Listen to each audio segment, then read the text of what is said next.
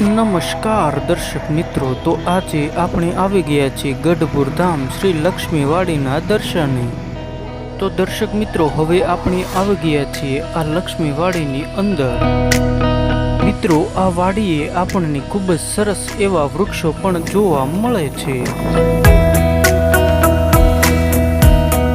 અને તે ઉપરાંત દર્શક મિત્રો, અહીંયા આપણને નાના મોટા ફૂલ છોડ પણ જોવા મળે છે।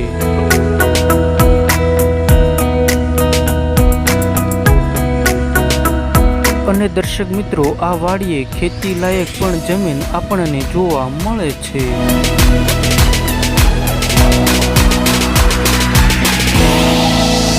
દર્શક મિત્રો, આ જ એ સ્થળ છે કે જ્યાં શ્રીજી મહારાજની અંતિમ સંસ્કાર વિધિ કરવામાં આવી હતી।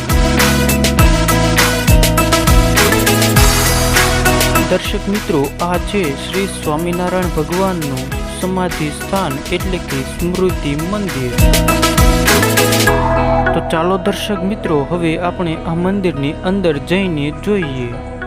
દર્શક મિત્રો, આ મંદિરનું નિર્માણ એ ખૂબ જ સરસ અને અદ્ભુત રીતે કરવામાં આવેલું છે અને મિત્રો, આ મંદિર એ ગોલ્ડન એટલે કે સોનેરી હોય એવું આપણને લાગે છે। અને મિત્રો, આ છે શ્રી સ્વામિનારાયણ ભગવાનનું સમાધિ સ્થાન અને અહીંયા આપણને ખૂબ જ વિશાળ અને અદ્ભુત એવું ગર્ભગૃહ જોવા મળે છે।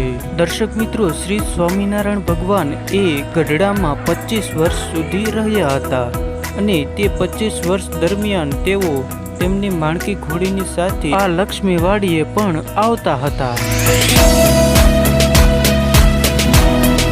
દર્શક મિત્રો, આ મંદિર બહારથી પણ ખૂબ જ સરસ અને રળિયામણું આપણને જોવા મળે છે અને તે ઉપરાંત અહીંયા આપણને આ મંદિરની દિવાલો ઉપર વિવિધ પ્રકારની સુંદર અને અદ્ભુત એવી મૂર્તિઓ પણ આપણને જોવા મળે છે।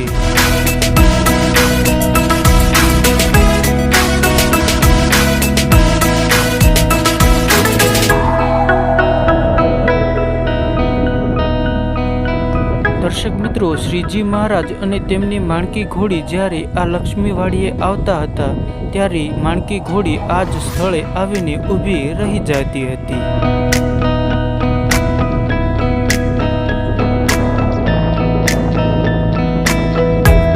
આથી દર્શક મિત્રો, તેમની સાથે રહેલા સંતોએ આ જ સ્થળની નિશાની કરી રાખી હતી અને શ્રીજી મહારાજની અંતિમ સંસ્કાર વિધિ પણ આ જ સ્થાને કરી હતી।